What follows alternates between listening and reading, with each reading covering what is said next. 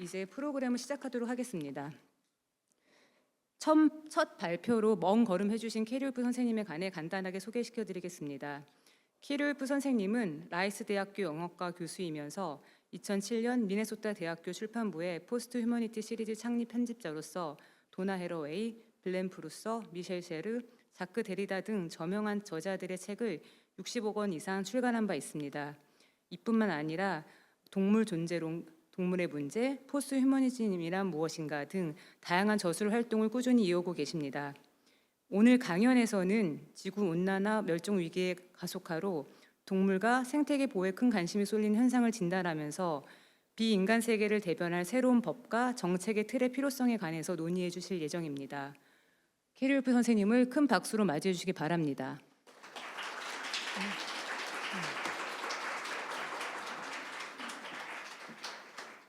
Thank you.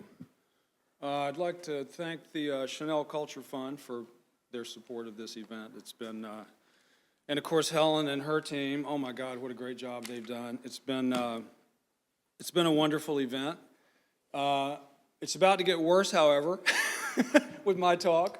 What I mean is that there are ways in which, especially after yesterday, there are ways in which my talk might seem. Let me go to the PowerPoint here. Yeah. Might seem to be kind of a downer in places, but it's really not. It's that the way I got into this line of work, starting to do philosophical and theoretical work around the non-human world and posthumanism, was actually when I was a graduate student, I was an animal rights activist. So before I got into this academic discourse, my first sort of leap into this world of multi-species justice was really as an activist and for many, many years. And so my talk today is kind of informed by that experience because when I think about these questions, I feel like in a way the theoretical part is sort of the easy part. And I will, talk about some of the theoretical and philosophical issues today. But I actually have because of my experience as an activist, I have a very kind of pragmatic attitude about, okay, how does social change actually happen?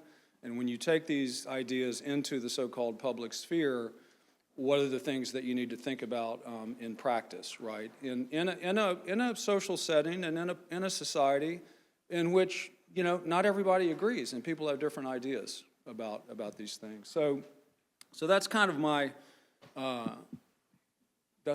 telling you, don't be bummed out, even if at times you may be, because it's not the tenor of the talk. I couldn't be more excited about all the momentum that there is right now, nationally and internationally, around more than human justice. It's incredible what's going on right now. I think it's a really special moment, and I'm excited to be a part of it. So I'm going to talk today about two international initiatives in multi-species justice that I'm involved in at the moment. One based largely in the UK and one in the US. The first, founded by British writer and bioethicist Melanie Challenger, author of the widely read books How to Be Animal and On Extinction, among others, is called Animals in the Room, and it involves scientists, activists, and scholars from the UK, the US, and Australia, among other countries, who insist that we can ascertain the interests and preferences of a wide range of non-human animals, and that those interests and preferences should be tended to in law and policy decisions that affect them. The second initiative, sponsored by the Berggruen Institute in Los Angeles, where I'll be a fellow for the coming year, the Multi-Species Constitution, is a 2-year project just launched, focusing on the question of representation of the non-human world in law and policy decisions that impact human and non-human life alike.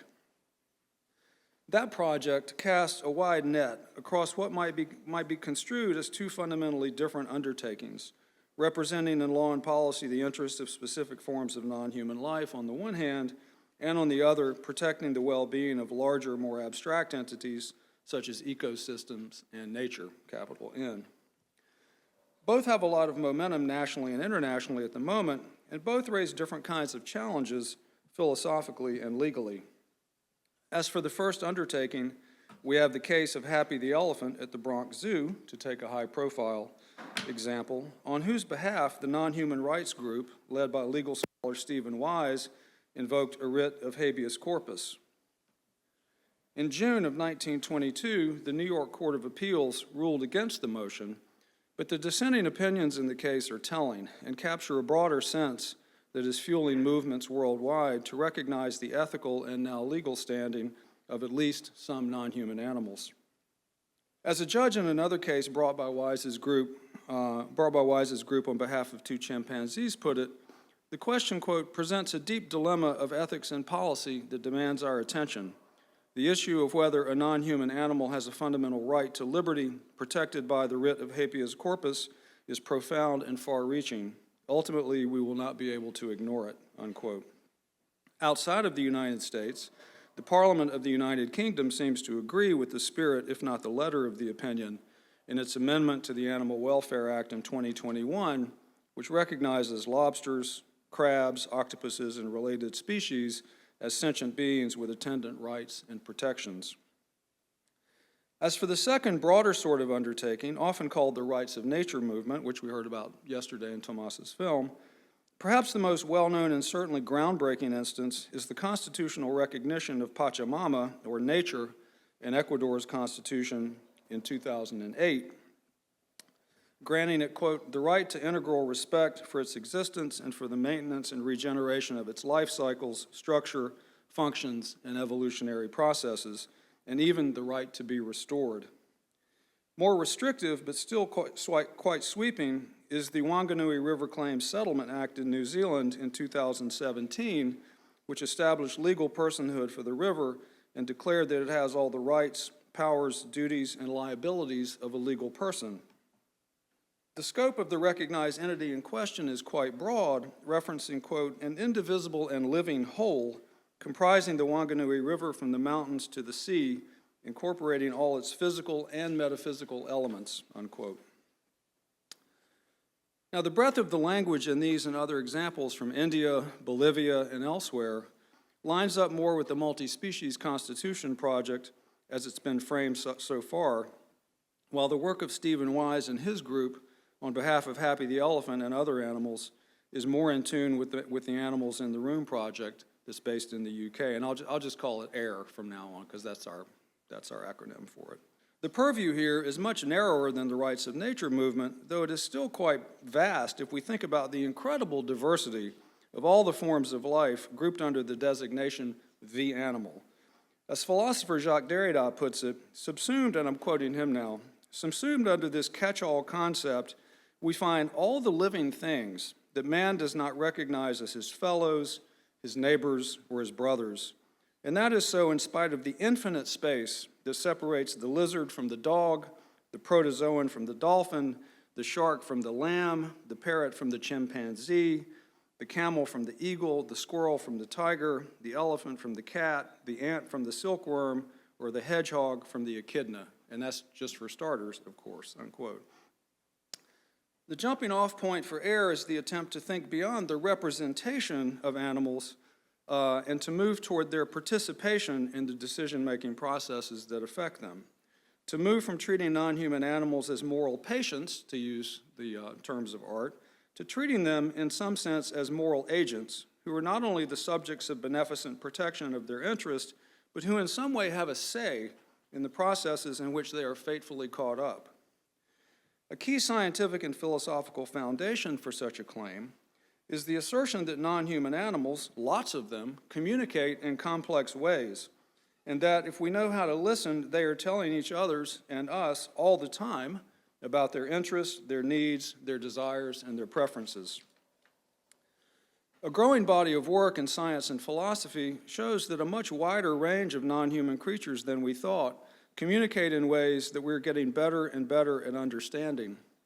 As Melanie notes in a recent article for the magazine Emergence, which you can find online, zoologist Gabriel Jorwich-Cohen and his colleagues recently released a study of 53 species previously considered non-vocal, focusing on turtles. And I'm quoting now, and they found further evidence of vocal ability among previously silent species. The assumption now is that vocalization, the ability to push air through the lungs, creating sounds in the structures of the throat, has an ancient history stretching back to the origins of choanate vertebrates, and probably even earlier. For hundreds of millions of years then, thousands of different species have deliberately harnessed their breath to communicate with mates, aggressors, offspring, and strangers. Of course, much communication in non-human animals isn't in vocal form at all, and the same is true of human beings, where all kinds of information are conveyed by body language, facial expressions, dilation of the pupils, respiratory rate, perspiration, blushing, hand gestures, and a whole lot more. The ubiquity of non-human communication should come as no surprise for commonsensical evolutionary reasons. As Melanie notes, it pays to figure out another animal's intentions either first or fast. It pays to be able to read cues and signals even from a very different kind of organism. In short, turtles and squids didn't survive and evolve for thousands of years just swimming around and bumping into things, and neither did we. And the ubiquity of communication provides an evolutionary foundation and predisposition for understanding what other creatures are telling us. We've been reading them, and they've been reading us for a very long time. The AIR group is currently exploring different concrete cases to begin our practical work, and we're hoping to begin with 3 or 4 examples that are as diverse as possible, i.e. wildlife versus domesticated animals, animals caught up in food production versus those used in biomedical research, and so on. The example that's currently most fully developed is research being done by group member Aaron Ryan, a doctoral student in the animal welfare program at the University of British Columbia, on cow-calf separation and dairy farming.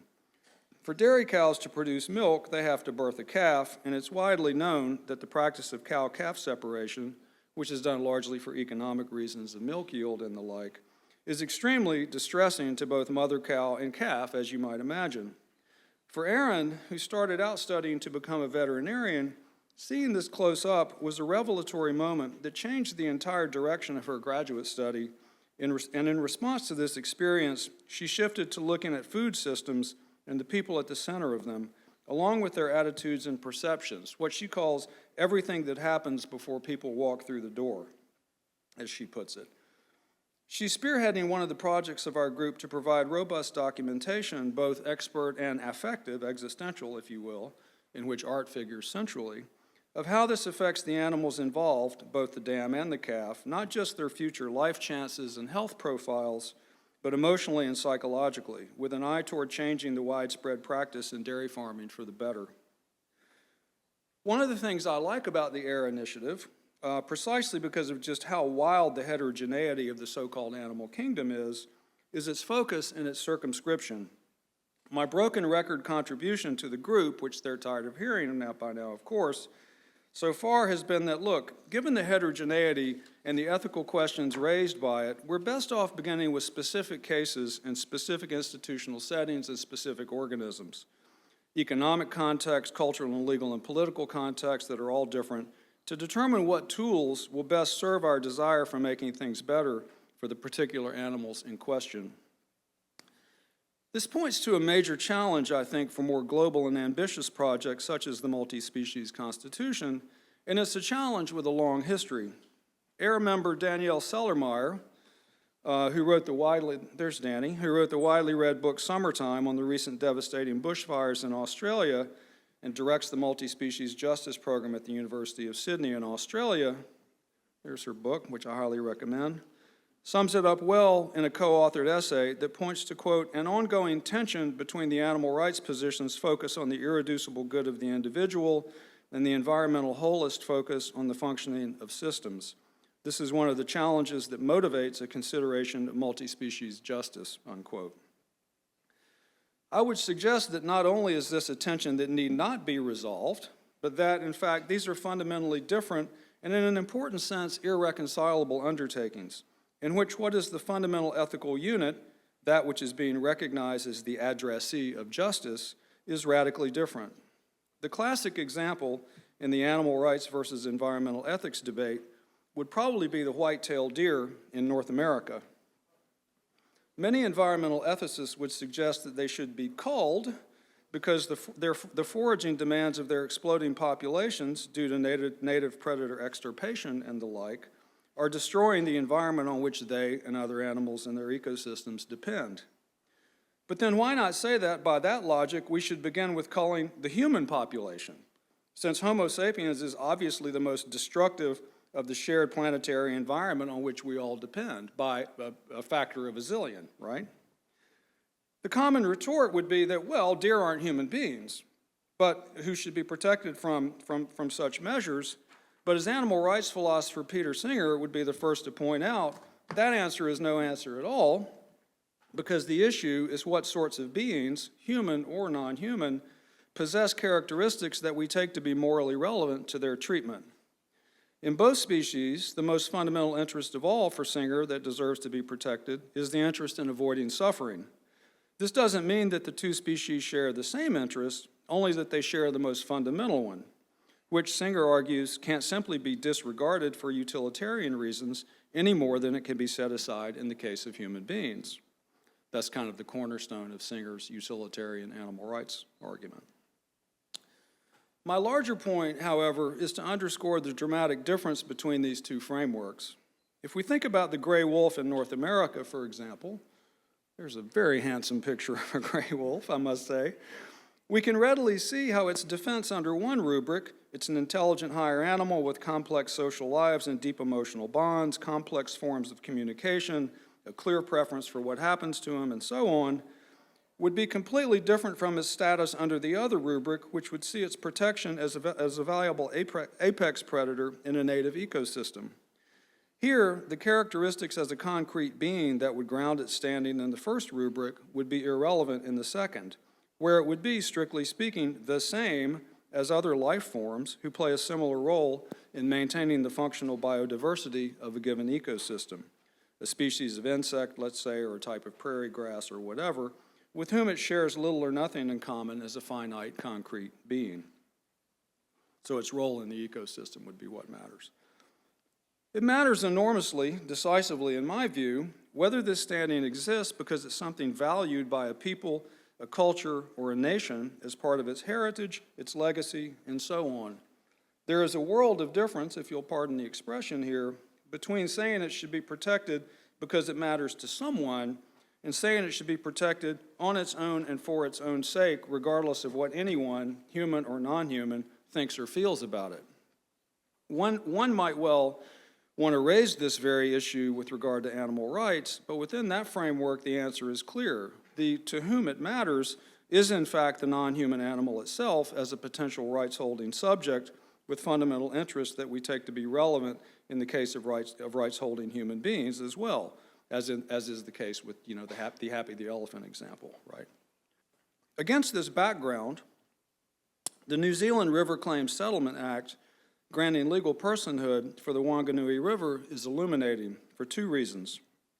First, as Gerard Albert, the lead negotiator for the Maori in the case, reminds us, personhood here is a legal fiction, but it's no more or less a fiction than the juridical rather than natural personhood that obtains in the U.S. for corporations and other entities. And second, it reminds us that that decision depended very much on the question of to whom it matters, namely the Maori, who had been pressing for the change for nearly 200 years. I'll come back to this perhaps overlooked significance of this to whom it matters point in a moment, but for now, I want to note that the alternative, that to whom it matters is irrelevant, played out in another part of the long history I'm invoking here, namely debates going back to the 1970s and 80s around what was then called and is still called deep ecology and biocentrism.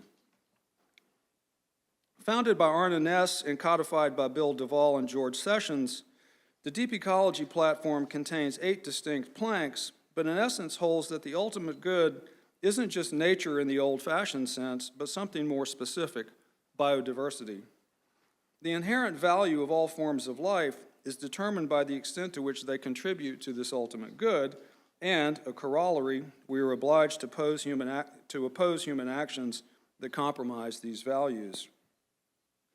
The impulse here is admirable enough, of course, and it's only intensified by the widely shared recognition that there currently seems to be no way to effectively control, by legal or political means, the processes decried by deep ecology and the economic incentives that drive them, such as the weakening of proposed abolition of federal agencies devoted to environmental protection, the constant pressure to open wilderness preserves and the like to exploitation of their resources, campaigns to weaken or eliminate legislation that protects such lands and the organisms that live there, such as the Endangered Species Act in the United States, and so on. The problem, however, is that the deep ecology position is both philosophically incoherent and pragmatically unworkable. As political philosopher Tim Luke notes in a classic essay on the subject, if all forms of life are given equal value under the broader rubric of their contribution to biodiversity, then we very quickly face the following kinds of questions, and I'm quoting him now.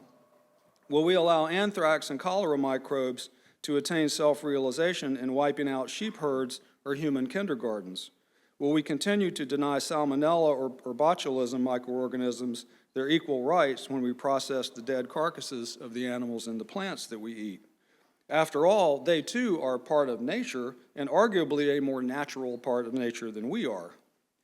And if biodiversity is the ultimate moral yardstick, Luke points out, then in a brush fire, given the choice of saving a human child or a California condor egg, we would be obliged to choose the former in favor of the latter.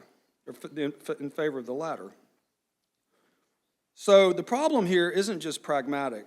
It lies deeper, actually, I think, in the attempt to derive moral imperatives from nature, to assume that nature and life, and I'm putting both in heavy quotes, have prima facie a positive moral valence, and one that can, moreover, be empirically measured in terms of biodiversity, as in environmental ethicist Paul Taylor's famous assertion that, quote, that all teleological centers of life deserve moral standing.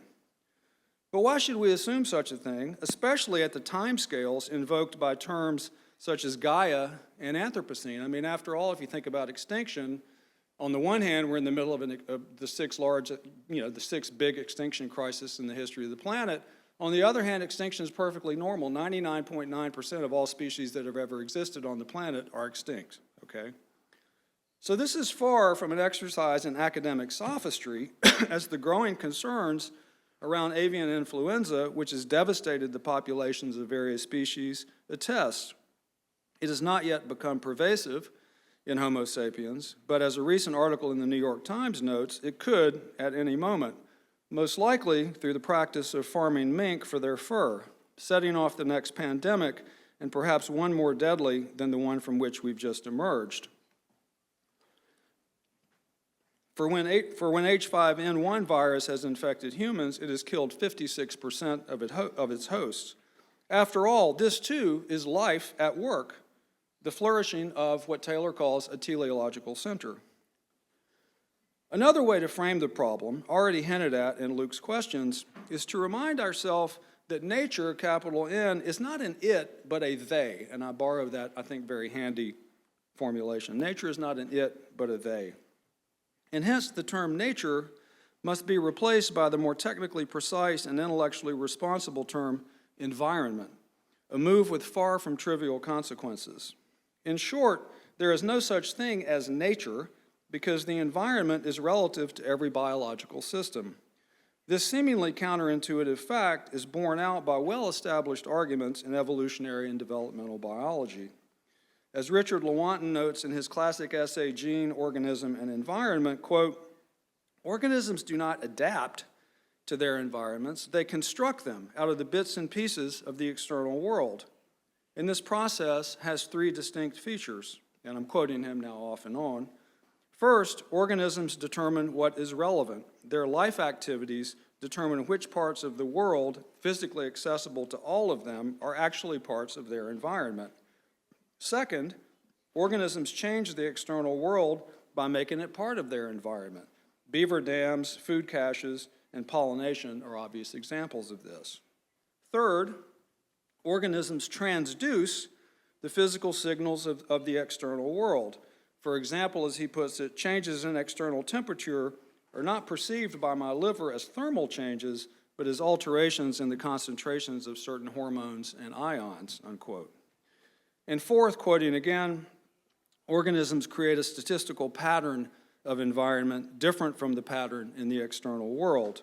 Negative external changes in food supply, for example, can be dampened by hoarding, or conversely, in the case of increased supply, by altering search images for foraging.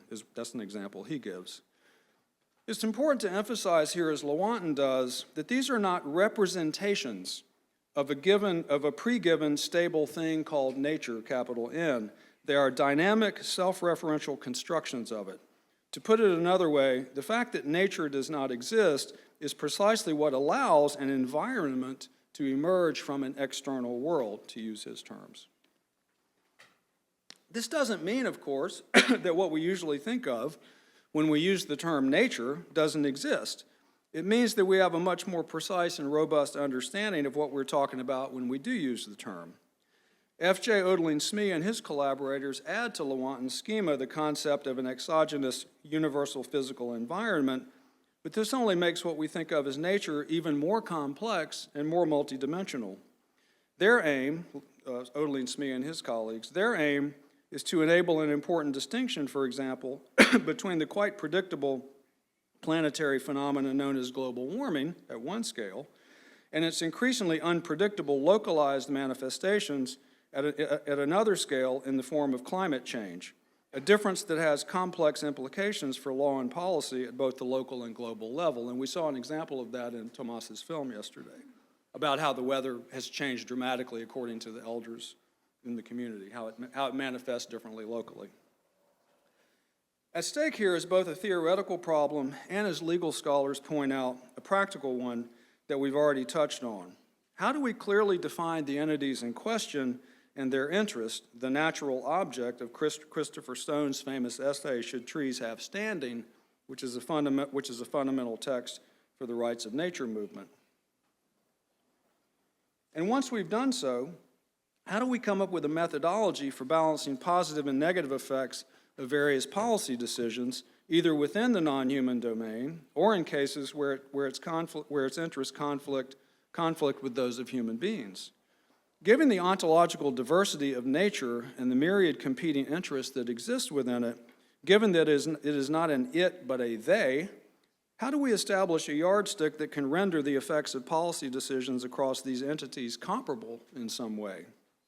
And granting a permit for a hydroelectric dam would be kind of a classic example of the problem, right?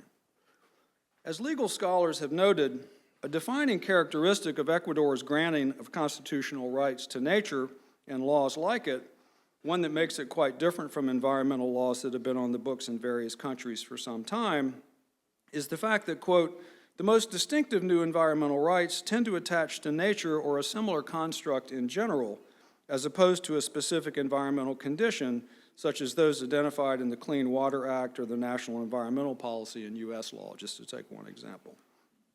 And this, in turn, has created serious practical problems of application and enforcement. In Ecuador, the jurisdiction with the most experience in this area, they note that, quote, rights for nature have been used by a variety of groups and individuals, all speaking on behalf of nature, to bring conflicting claims.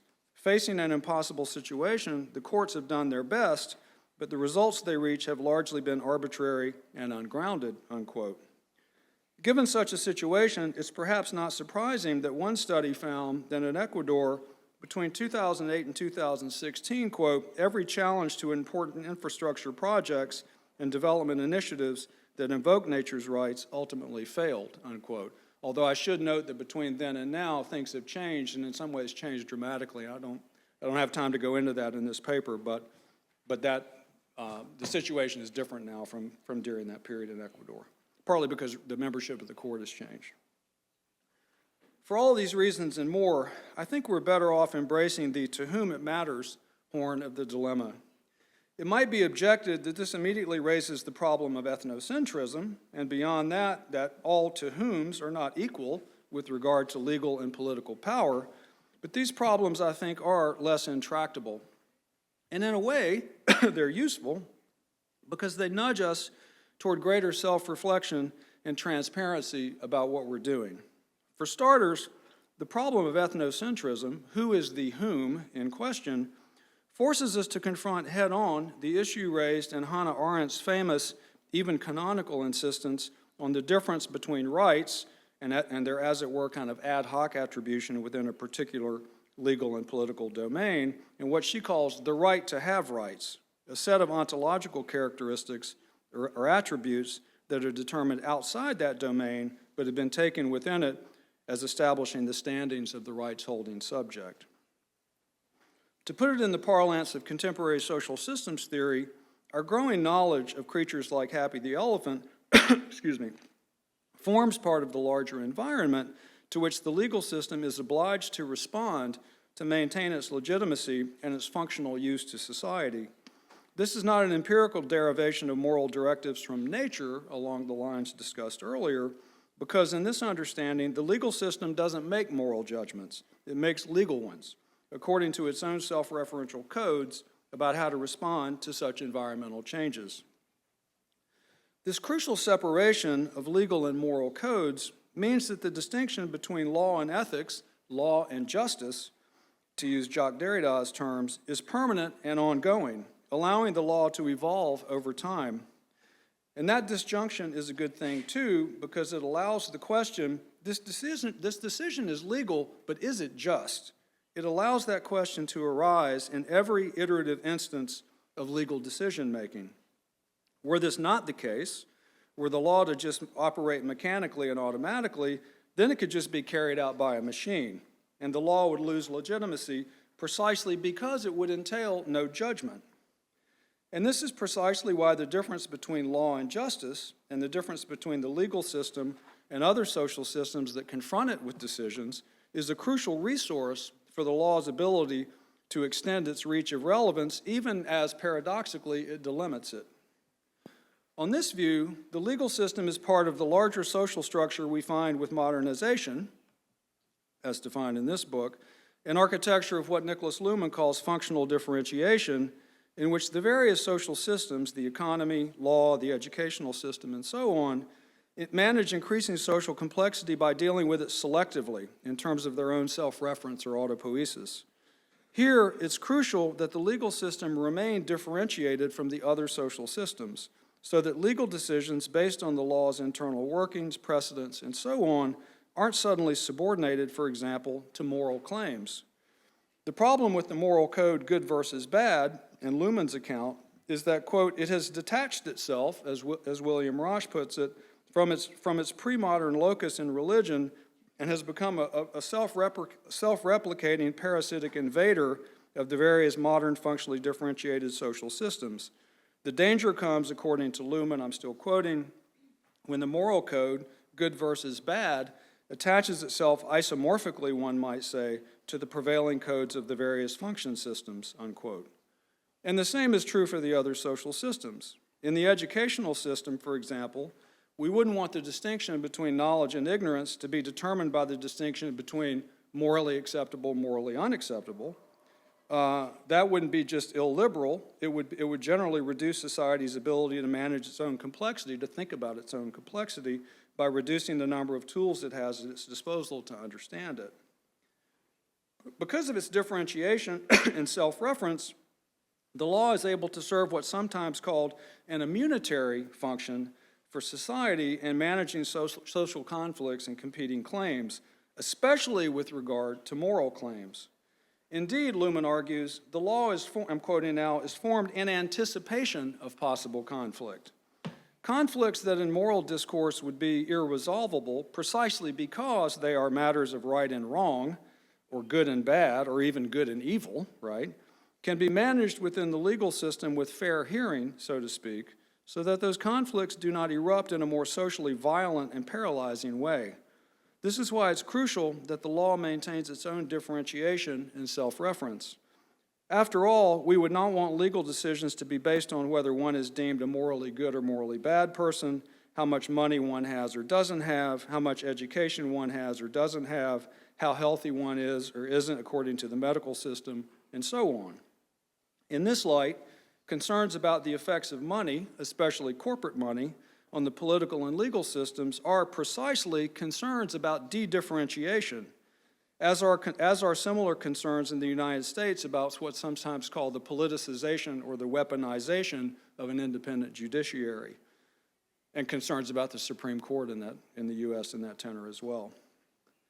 But aside from enabling the law to maintain its crucial immunitary function for society, the differentiation of the law from moral codes is also crucial because it provides a place for competing to whoms to make such claims in the name of justice. Here again, the job of the legal system isn't to guarantee or even seek consensus. It is to use conflict in the legal domain to manage conflict in the larger environment. On this view, the legal and political domains are not built and should not be expected to compensate for the lack of unity and consensus about the good, the just, the true, and so on, about which people will inevitably disagree, sometimes violently, of course, in a democratic society. Rather, as Rosh puts it in his trenchant study, Sovereignty and Its Discontents, the legal and political system, by being an effect of this contingency and heterogeneity, actually guarantees this lack. It does not repress disagreement and antagonism about such questions. Rather, it structures and it limits it. In this light, as he puts it, decisions can recognize that they antagonistically constitute a field within a contingent universe, since it is contingency that necessitates choices among competing possibilities, or decisions can represent themselves as passive reflections of a pre-constituted reality, in which case they silently deny their contingency and assume the gesture of logical subsumption, unquote. That is to say, they present matters of persuasion, coherence, and so on as matters of being right and true. This is far from a trivial point in the current ideological context, I mean, certainly in the U.S., because the dream of the extreme right in the United States is precisely the dream of de-differentiation. That is, a dream that sees the self-steering and the autopoiesis of the separate social spheres, religion, the educational system, the political system, the economic system, the art system, and so on, as a problem that needs to be eliminated so that all can be brought under the unilateral direction of a now unified moral political domain whose efficacy cannot be challenged in any domain because it's underwritten by God or something very much like it. This is a danger that movements coming from the other end of the ideological spectrum, namely my end, need to be aware of in their own backyard. And it's one that's baked into the desire, however admirable the impulses may be, to have legal and political institutions represent directly the rights or interests of nature, capital N, or life, capital L. From the standpoint just sketched, we have to ask, what is the difference really between those who want to make legal claims based on God's will and those who want to do so by claiming to speak for the order of nature with a positive ethical valence? To move toward a conclusion, it's important to emphasize two additional points here. First, it may well be that proposing legal rights for something called nature is, for all the reasons we've explored, and a lot more, I think, a vexing and even coherent project, not just philosophically, but pragmatically. It's also true, however, that the law, as we've already discussed, doesn't just operate as a machine, it operates iteratively, in which the relationship between justice and law is in play in every act of law. And on that iterative terrain, its other main function, as many in these conversations have noted, is to tell us what kind of society we are and what kind of society we want to be. As Judge Rowan Wilson put it in a lengthy dissenting opinion in the Happy the Elephant case, the court has a duty to, quote, recognize Happy's right to petition for her liberty, not because she is a wild animal who is not meant to be caged and displayed, but because the rights we confer on others define who we are as a society.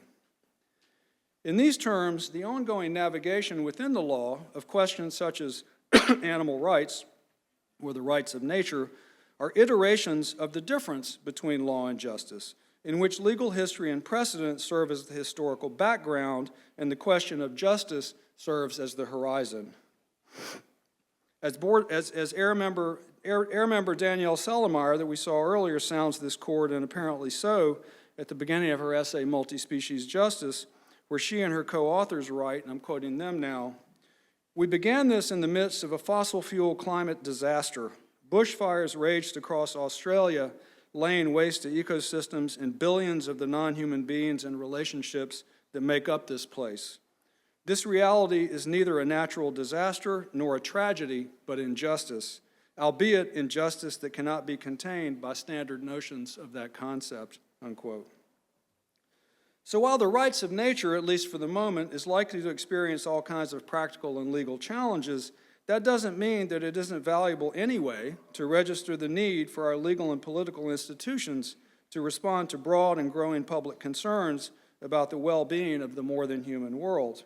After all, that's what's pushed the law to evolve historically in response to concerns about slavery, civil rights, women's rights, disability, and now the animal rights and environmental movements, among many others.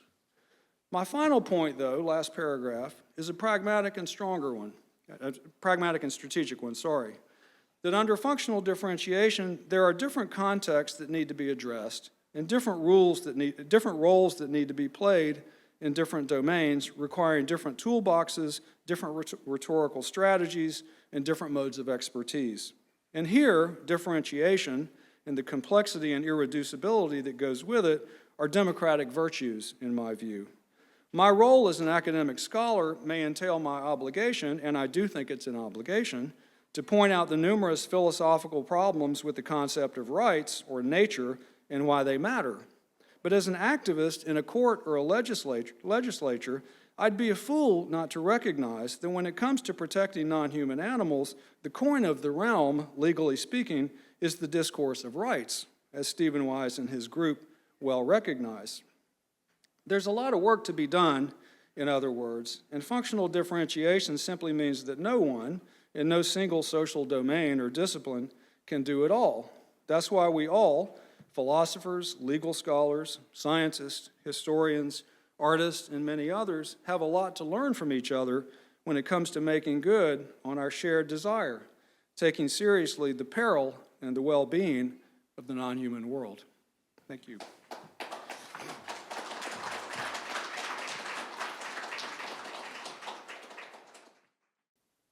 Hi, thank you for the introduction, and I want to thank the Carrie, and I guess it's, the audience would feel the same way. I want to thank you for your inspiring and a sober talk. I guess kind of pick me up, good for the Saturday morning, I guess.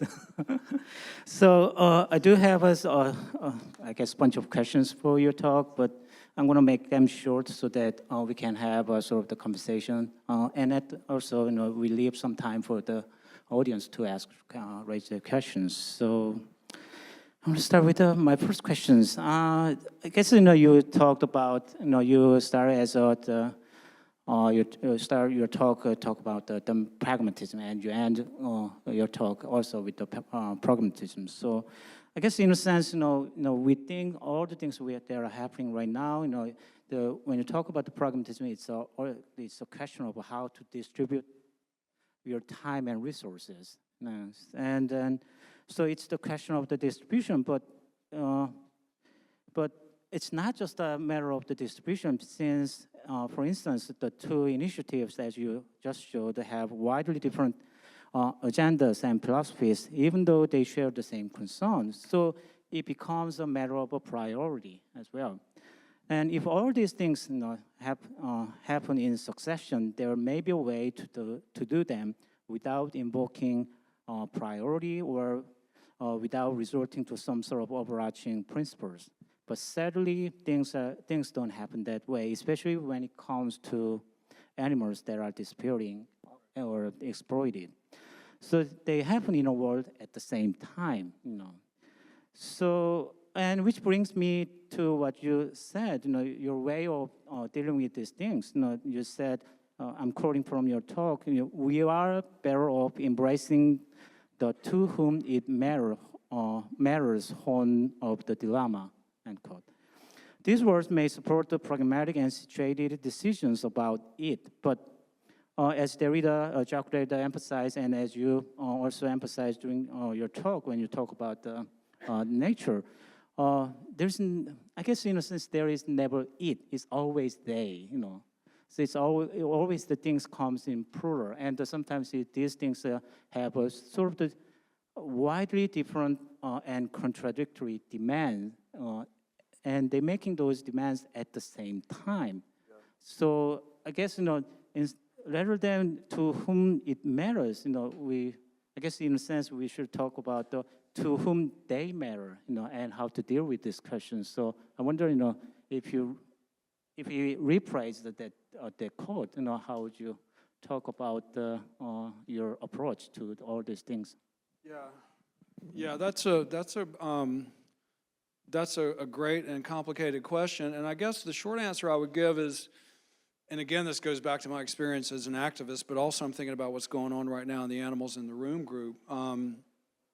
There are groups out in the world, all over the world, including in South America, contacting us right now who are experiencing very real conflicts. So we have a case in Europe right now. All over Europe right now, there are a lot of bear and human conflicts all over Europe, black bears. And a lot of these communities want to do the right thing. They really do. They just don't know how to do it. And so they're coming to us, and what they're really asking for is kind of methodologies for what are kind of the, I hate this freaking academic term, best practices, but kind of what are the best practices, for how we can try to do right by the situation. And it gets very complicated because, one of the things you learn as an activist is a major danger that you have to avoid in situations like this is you don't want to be like the experts from the outside who are parachuted in to tell the stupid locals everything they don't know, right? And that's not if that's how you start the conversation, if that's where the thing starts, that's also where it ends. And so there's a real art actually to, especially if you're not part of the community, and most usually we're not going to be part of the community. There's a real art to how you do this. And I really thought in Tomas's film yesterday, one of the things I liked most about the film was it kind of captured, more sort of in the vignettes, I think, than the overall narrative, it kind of captured just how much of an art that negotiation is between people who are part of the community and people who are coming in from the outside and want to be helpful, but also don't want to be condescending, And so, pragmatically speaking, my feeling about like all this, as you said, all this stuff is happening at once, my feeling is there is so much going on and there is so much work to do. I don't really need like a formula that allows me to rank order which one's most important. It's more like putting out fires, actually, at this point, because there's so much energy right now coming from all over the world because so many places are in crisis, right? And that might be around ecosystems. It might be around, individual animals. It might, there are 1,000 different examples, and they're all pretty different. So I just think there's a lot of low-hanging fruit, actually, right now in terms of work to be done. And this is why I've said to the Animals in the Room group, we have these, because a lot of us are academics, so we have these long obsessive meetings that go on way too long, where it's like, okay, we got to figure out what our mission statement is, and everything's got to be philosophically coherent and all that. And I just sort of keep saying, why don't we just start with particular cases, right? Because, what's involved in like what Aaron's doing with cow-calf separation, that's completely different in 1,000 ways from the human bear encounters that are going on in Europe right now that people are coming to us to ask us, how can we do right in this situation? So that's kind of an ultra-pragmatist answer. It's more triage and it's more putting out fires than it is like prioritizing, I think, Yeah, I wanted to follow up, have a follow-up question to answer, because, you said, you said you suggested, why don't we start with a particular case? But thing is, the two initiatives that you have so many people involved, and they all from different countries and different backgrounds. So, when they trying to say, oh, I want to pick this, and they are just so many things to pick, So if that's the case, then how do you choose which case to pursue in the first place? How do you negotiate all these different, I guess, suggestions? Yeah, I mean, I have a totally mundane, unsatisfying answer to that, which is, we sit down as a group. I mean, this is really not relevant for the Multi-Species Constitution project, which is a different kind of project, but we sit down as a group, and I think what's going to happen, we have people in the group who have different kinds of expertise. So we have people in the group who are very serious kind of direct democracy, citizens jury people who really know who've done a lot of ground on the work and know the methodology around that stuff in ways that I don't. And then we have other people in the group who are scientists, like academic scientists who work in labs with different kinds of animals. And then we have people like me who do the kind of work that I do. So I think what's going to happen probably is there's going to be a kind of pairing up, in terms of what people in the group do with the projects that come our way. I think that's the way it's going to play out. The other thing we're going to try to do is we're working to get a center at NYU, New York University, in the School of Environmental Studies that's going to house the Animals in the Room group, because one of the things we want to do is do this on the groundwork, but we also want to build up an online archive of kind of best practices and methodologies that groups out in the world can actually just come to and use and download and take with them to do the kind of work that they want to do. So there's kind of 4 prongs to the project, but those are two really important ones. And of course, nobody has time to do any of it because we all already have jobs. But this is kind of what activist life is. It's all overtime, So. Yeah, actually, funny thing is, speaking of time, my next question is about time. So, I asked the question of the priority, but, going back to the question, the matter of distribution. So, if things happening not at the same time, and you can deal with them one by one, and pragmatic way, but still, I guess the next question would be, when do you stop? Because it's not like you can go on and forever preserving and protecting the animals. So you have to stop at some point. And the thing is, the animals don't tell us when to stop. They don't say, okay, you have done a good job, so there will be enough. Thank you. You go ahead and take care of another one. So they don't say that. So the problem is, you have to determine when to stop. Enough is enough. Even though it's not ideal, but at the same time, it is pragmatically enough. So otherwise, we end up just taking care of one species all the time. So how do you, I guess, to measure the time of your work? Well, I think in the end, and this goes back to my first response. I mean, I think in the end, and again, I'm thinking of Tomas's film yesterday. In the end, it's really it kind of has to come from the ground up. It kind of has to come from the communities involved. I mean, I think that's where the urgency comes from, and that's kind of what determines the triage that we're involved in. The roles that we can play, and this is, one role that we can play that I think academic people can play, and I had this conversation with the Animals in the Room group at our last meeting, is that, a lot of people in the group think that one of the revolutionary things we're doing is actually going beyond representing in a stewardship way the interest of non-human creatures in the non-human world as moral patients, and trying to allow them, quote unquote, to speak for themselves. That turns out to be a really freaking complicated thing to figure out, precisely because of the heterogeneity of the different kinds of creatures involved. I mean, in some cases, you can actually bring the animal in the room, right?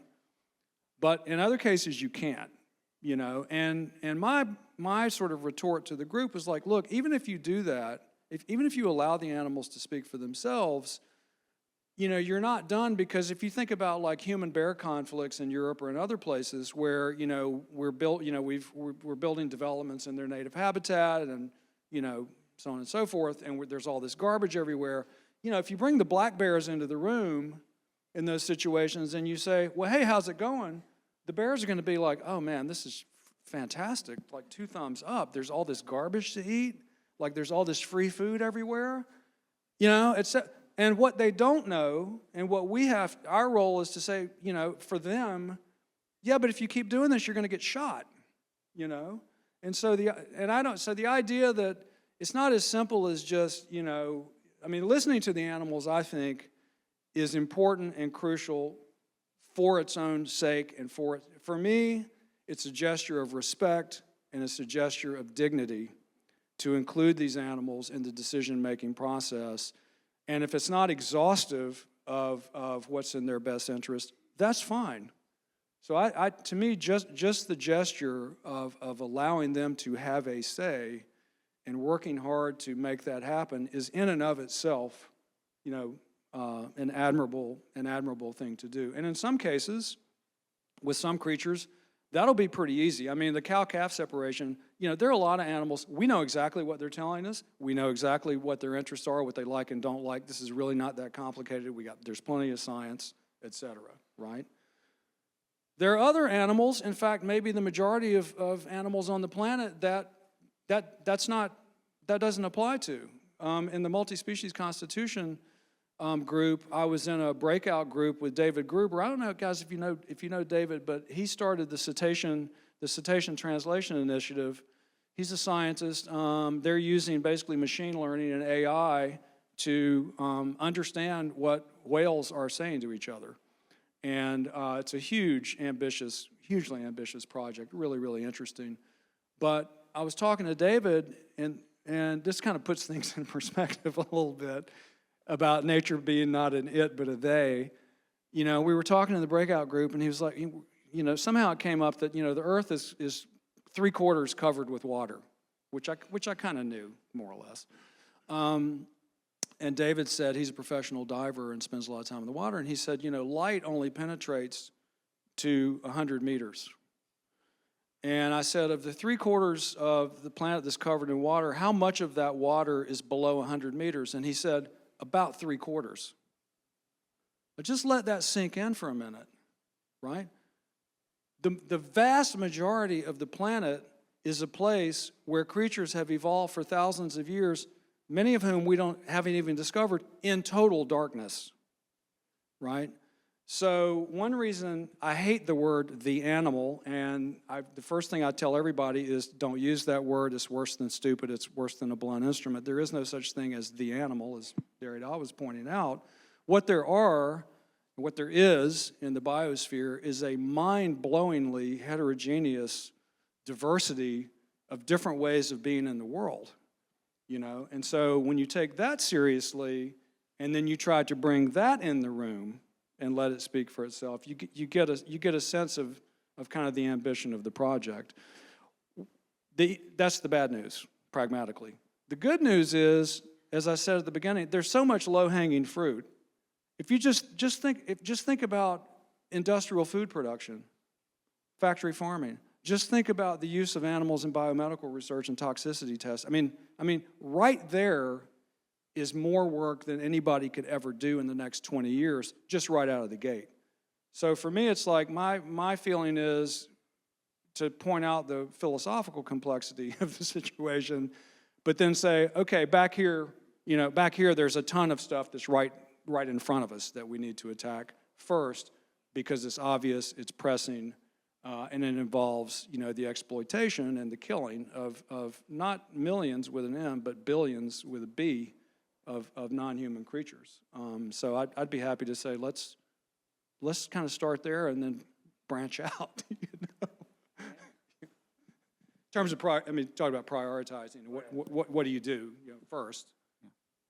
Okay. I'm going to switch the question a little bit because we are in art museums, and so I want to relocate our discussion within the context a bit, and also by doing so, I want you to bring in your own field of posthumanism because you didn't talk much about posthumanism, you know, per se. You mentioned it. So, and for that, you know, I want to quote from your book, recent book, Art and Posthumanism.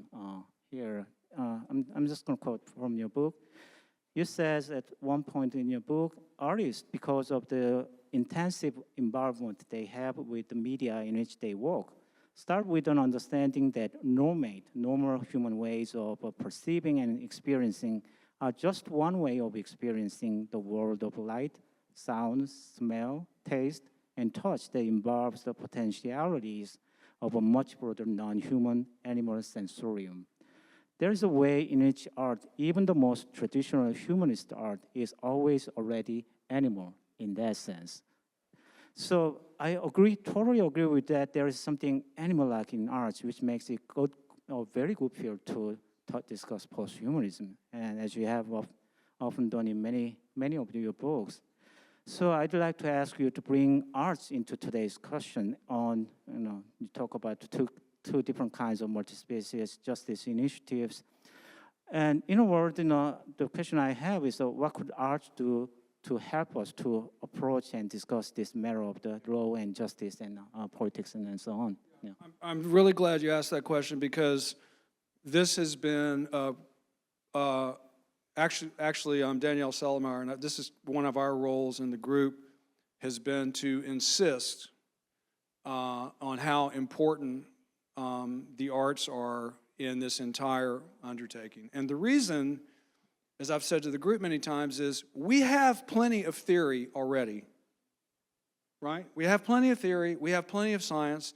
I mean, we'll have more, and that's great, and I'm doing my part to create even more, and that's fine.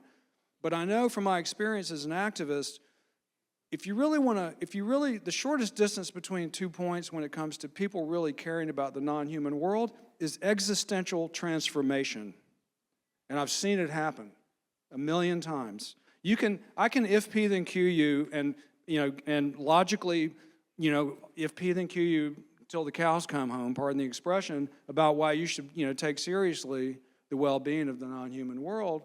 And I've seen this happen with my students a million times, and they're like, yeah, okay, I get it, okay. And then they have an experience, which very few people these days have.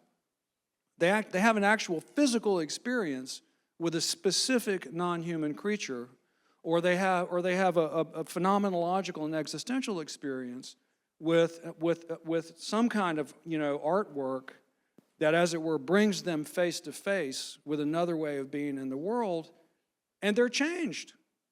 I mean, like that, And so I think the scientific part is part of the puzzle. The legal and policy part is part of the puzzle. The philosophical part is part of the puzzle. But I think the art part is maybe the most crucial part. And again, I mean, it's really where I think you see specific communities know this. I mean, we saw in the film yesterday, right? And it becomes part of their practice of really kind of actualizing what, like in my talk, are very abstract, in a way, theoretical, philosophical issues, and it brings them to life on the ground. So we're one of the four components of the Animals in the Room project is kind of keeping, not just limited to the arts, but keeping the project of kind of existential, affective, emotional. I mean, that's the thing about having animals in the room. Like with judges and with policymakers, to be physically with another creature, there's no substitute for it, right? And so there are different ways of trying to make that happen, but art is certainly a hugely important one, right? And I think, again, this is something that a lot of the communities in these movements, as we saw yesterday, were kind of onto from the beginning, right? Yeah, related to that, I guess, since you're in the English department and like myself, I'm teaching literature all the time. So one hand, the emphasis on the arts and the non-extra-linguistic experience of all these things is very important, especially when it comes to animals and the question of animals. But we still have to teach literary text, words. And so how do you use literary text in that context, to create this extra linguistic experience?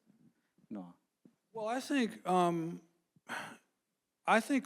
literature has the ability to take people into that existential and affective space that I was just describing. I mean, I think that's, it's to make it a more, you might say, multidimensional phenomenological experience, right? And this is one of the reasons I was, in my book, one of those books of mine over there, Ecological Poetics, Wallace Stevens' Birds, this is one of the reasons in that book and in the talk today that I kind of keep insisting on the fact that we are not talking about a representational relationship. This is not a representational problematic, right? It's a dynamic. It's not as if there's something out there called nature and the environment, and there's something over here called, the subject or the individual, right? And all you do is just walk back and forth between the two, right? What you're doing is actually surfing. You're constantly surfing the organism-environment enfolded relationship in real time, right? And so I think that's something that a kind of a non-representational understanding of the power, talking about the arts, the power of literary art, is actually very, very good at doing. It's a common thing with students that they immerse themselves in some literary text, and it's like they went away. Like, where did I go for the last 4 hours? So I think I would just fold literature into what I said earlier about the centrality of the arts in general as a way to, as really kind of a shortcut, I think, actually, for people understanding, oh, yeah, my way of seeing the world is just one way of seeing the world among thousands of others, and that's all it is, right? Okay, thank you. I guess, yeah, that's something I've been trying to in my class, but fails several times, I guess, but we have to keep trying.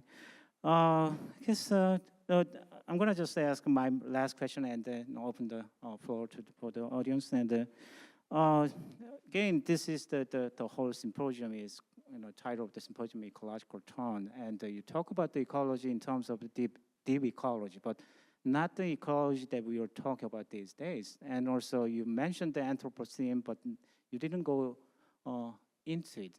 Just mention it. Sort of the ecology and the Anthropocene is sort of the background of your talk. So I wonder, is it something intentional, or is there any certain take that you have on this ecology and the Anthropocene? Because I'm asking this question because even though if you can criticize ecology and Anthropocene as something too generalizing, but at the same time, whenever we talk about these issues, nature and animals and so on, those two terms are very pragmatic in a sense because it brings people's attention to us to the discussion. So I wonder, how you think of these two terms now. I'm really tired of talking about the Anthropocene. Can we move on? And I'm also tired of all the alternatives, the Thulucene, the capitalist, the plantation. It's like, can we just park that somewhere else and have a different conversation? But I mean, one of the reasons I don't like the term Anthropocene is it invokes for people two opposite meanings. For some people, Anthropocene is the term decenters the human being in relation to the rest of existence, and for other people, it's a recentering of human beings in relation to the rest of existence, right? So for starters, that's a problem. I think what's rescuable from the concept really kind of goes back to its origins in geology and stratigraphy, but I think what's rescuable is actually a really deep philosophical question, which is the question of thinking ecology in terms of timescales, right? So I mentioned with extinction, there's a kind of taking for granted, right, that we're in the middle of this, huge extinction crisis. But it's like, well, hang on a second. If we're talking about planet Earth, what timescales are we talking about here, right? Because in long timescales invoked by the Anthropocene, like I said, 99.9% of the species that ever existed are extinct. So there's nothing weird about it. In fact, it's the most normal thing in the world. So if you care about the melting of the polar ice caps and you care about how that's affecting polar bears, at those timescales, it's on you to explain why. Why does that matter, right? Now, I think, and this is, this opens on to, I think, a very, very deep kind of philosophical conversation about, if it's not about polar bears, what is it about? But I think, again, this goes back to what I was saying in my talk, that I think one immediate response is the to whom it matters response, right? So, to put it in shorthand, and you can talk about this in terms of indigenous communities if you want to, but the bigger argument, I think, is this is part of who we are. This is a gift. This is a gift that we cannot give ourselves, that only other species can give us, right? It's literally for phenomenological reasons, for straight up physical reasons. It's not in our, because of our limited sensorium, because we're visual creatures and we don't have the sense of smell that dogs have and we don't have echolocation and so on, we're limited in our ability to give ourselves that gift that other creatures in the biosphere can give us, right? So there are different ways of thinking about it, but I think in the end, this is why I like sort of with the rights of nature issue, to me, the to whom it matters argument is a really, really good workaround, right? Because then you don't have to get into the questions about does nature have a positive or negative ethical valence? I'm completely agnostic and nihilistic about nature. I don't think nature is either one. It is what it is, right? And so we have to start talking about what are the things that we care about, right? What are the things that we think are worth protecting and why? And I think it brings the need to focus on that, to the forefront of the conversation. And it's also, I think, just pragmatically. This is why I focused on the Wanganui River settlements thing in New Zealand. I think that's a great example of that country, in effect, saying we recognize that what matters to the Maori is part of who we are as a country, who we are as a people, right? Maori or not, right? And I think that's a very, I think it's philosophically a powerful narrative, but I also think in terms of making progress legally in courts and legislatures and so on, I think it's a very powerful way to address the problem. Right? Thank you. I guess we can open the floor for questions. No. Thank you so much. Thank you, Gary, for this amazing talk. I had a couple of questions which are a little bit stupid, but I want to submit you this kind of. I have the impression reading the debate that was triggered by Christopher Stone and all this about laws. How can law or legal system integrate nature? That there is an implicit presupposition, which is law doesn't exist already within other species. So we do not have invented a way to recognize if there is legal systems already among fishes or bears, I don't know, other species. Because otherwise the problem would not be giving, legal subjectivity to an animal or a plant, but to integrate two different legal systems. And I'm asking that because also an interesting question, not from a pragmatic point of view, from a speculative point of view, would be other crimes among other species or among the relationship between species in general. And are they punished, or how do not nature, but how do other species deal with crime? And again, I'm asking that because the final question would be, when you're reading, I don't know, mythologies, indigenous mythologies about interspecies relationship, sometimes I'm thinking of, for instance, the Yanomami tradition. Sometimes you can, but there is something like that also in Plato. Sometimes you can read that the major crime, the most violent crime in general, is the distinction between species itself.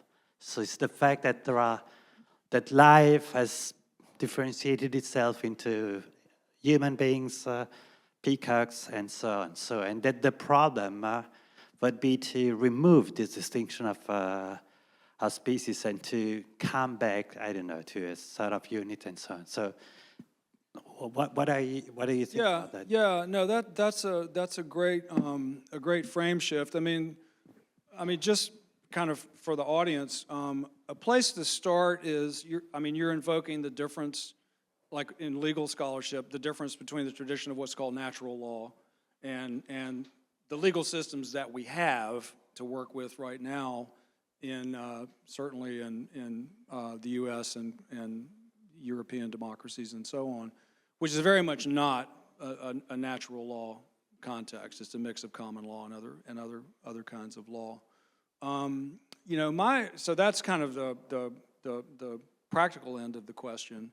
And it's partly why my talk was, as I said at the beginning, is kind of informed by my experience as an activist, which is, okay, what are the contexts we're operating in, and what are the tools, what's the toolbox, that we need to kind of actually make social change in those contexts. But the broader question, which I think is brought to the fore, I mentioned the example of, when you have jurists and policymakers, the classic example is, granting a permit for a hydroelectric dam, right? And it's like these people have to make decisions about what are they going to do. And when you start, what your question leads to is kind of the craziness of when they start trying to kind of balance, okay, this is going to wipe out these species, it's going to be good for this species, good for that species, but then we have to factor in it's going to lower carbon emissions for how many future generations. So it turns into this kind of insane calculus. I think what that points to, that's the most interesting part of your question for me, what that points to is the literal incalculability of the interactions in a particular ecosphere that are always in play, that even people who do, like scientists who do ecology, really don't understand. I mean, we actually don't, to this day, have a theory, really a coherent theory of what life is. And if you think about even something like my favorite example is like the immune system, right? If you think about immunity and autoimmunity, we really don't understand. We understand there's an explosion of autoimmune disorders in the global north for identifiable demographic reasons, but we really don't understand the complexity of how even these systems that we live in and with are operating. So to come back to the practical end of the question, this is why, just in terms of what I'm in favor of, is setting aside vast, and I mean as vast as possible, pieces of earth to let those relationships that I think we pretend we understand, but we really don't, evolve, right? This is related to my point about, it's not about the polar bears earlier, right? Because what it opens on to is I think, a deep philosophical question about why should we protect ecosystems, right? Beyond the to whom it matters question. And I think the philosophical question it opens on to is that it has to do with something like potential, in the potenza, but also kind of a Heideggerian sense of potential, right? Of a creativity that we ourselves could never imagine, might eventuate in things that are good for us, or bad for us, but that's what creativity is. That's what the creativity of the biosphere is. So the philosophical stake for me would be, do we have it in us to expose ourselves to that kind of creative potential of these biological processes and ecological processes, doing their creative thing in a way that we're willing to kind of surrender supervising or chaperoning, you might say. And that's, I think that's in some ways the deepest philosophical question of all outside of the pragmatic issues around, that kind of frame my talk, yeah. Thank you for this extremely stimulating talk. My question is about the term of post-humanities. So I've been reading Vincent Disbrett's book, What Would Animals Say If We Asked the Right Questions? And shameless plug for the post-humanities. We're doing her new book, actually. We're doing a translation of the autobiography of an octopus. Oh, yes, amazing. being translated right now. Yeah. Actually, I think that's one of my favorite books. Yeah. And one chapter was my favorite chapter. It's about the scientists going, I think in the woods, to study chimpanzees, and did what scientists do, which is disguise themselves, and then doing all these kind of equipment, and realizing that kind of got nowhere because for the chimpanzees, they just weird creatures will kind of disguise themselves and pretend they don't exist. And then one day she really needs to pee, so she decided to urinate in front of the chimpanzees.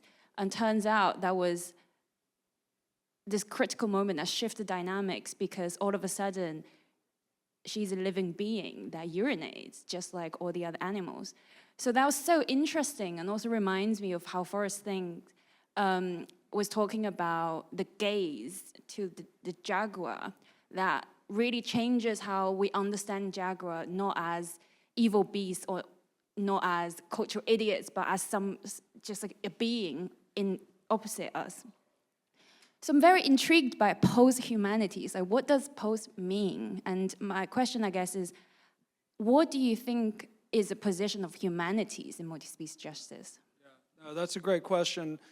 And I really insist on this in what is post-humanism at the very beginning, that what I mean by that is not post-humanism, not transcending or moving beyond being a human in a human body, but post-humanism in the sense of moving beyond humanism as a philosophical framework, right? So my point is, the dynamics you're describing, this is one of the things I think is so fantastic about Vincient's work, is what I'm insisting on with post-humanism and post-humanity is we don't have a philosophical vocabulary for the kinds of things that you're describing. I mean, that's what Vincient partly is, her ongoing work is kind of to invent, right, on the ground, like a way to talk about these things, right?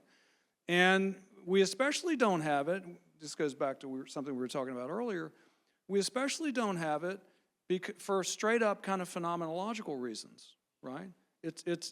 Which puts us in a position of what Stanley Cavell calls like the skeptical terror of other minds, right?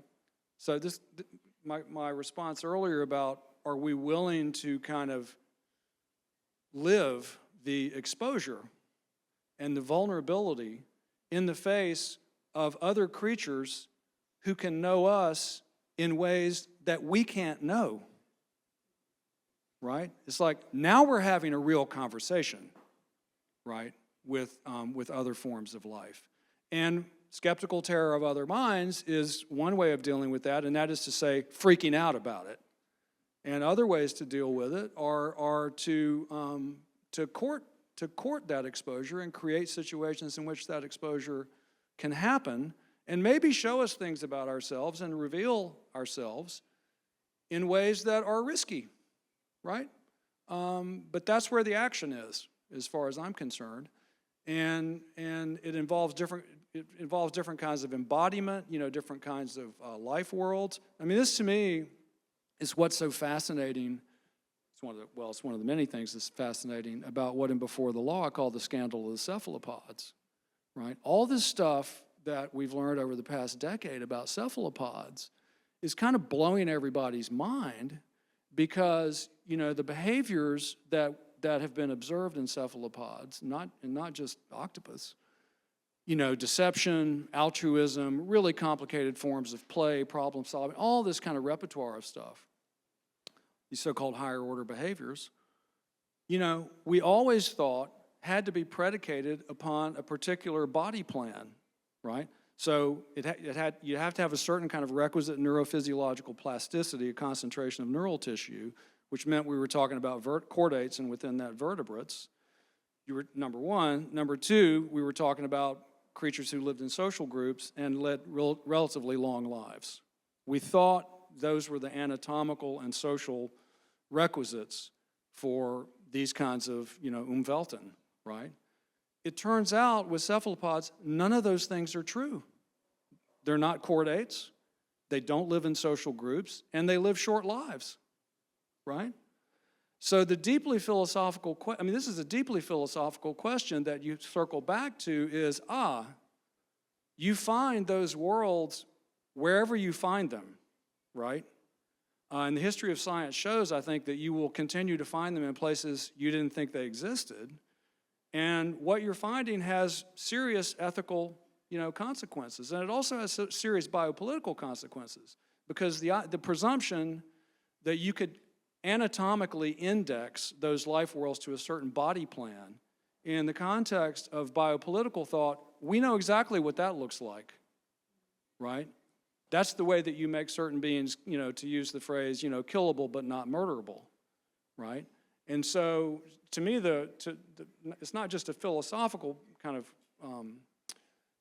an important philosophical point, it's an important ethical point, but it's an important, within the context of biopolitics, an important biopolitical point, to return to those deeply philosophical questions and to be able to have our own presumptions and our own knowledge exposed by other beings. And most recently, the most dramatic example, I think, has been the just ongoing amazing stuff with cephalopods that, you're reading about like every week. And no doubt 5 years from now, 10 years from now, it'll be another species. For sure. This is part of my point about talking to David Gruber, and about the fact that 3/4 of the 3/4 of the water that covers the planet, that's actually the Earth, right? In terms of mass, that's actually the Earth, right? That's where, if you like, the world is, right? And that's a world that almost none of us have any experience of, right? So, and that to me is a thrilling prospect. And David, because he's a professional diver, he's like, yeah, you go down there, you go below 100 meters in the ocean, and you start really going deep, and he's like, it is freaking crazy, because all the animals are bioluminescently producing all the colors of the spectrum that don't make it below 100 meters, and it's the complicated thing about it is it's literally a different world. And Stacy Alimo's new book on Blue Humanities is coming out in the Post-Humanities series is about this. It's a complicated navigation because it's a completely, if you will, alien world from what we're used to, but you don't want that to flip over into a separation between that world and our own. Because, that's a classic trope of science. Science fiction films. I was showing it, the panel I did at SLSA Roundtable about this. I was showing a clip from the film Arrival. And of course, the film Arrival, the sci-fi film, is a great example of how, octopus and squids become the template for thinking creatures from outer space, right?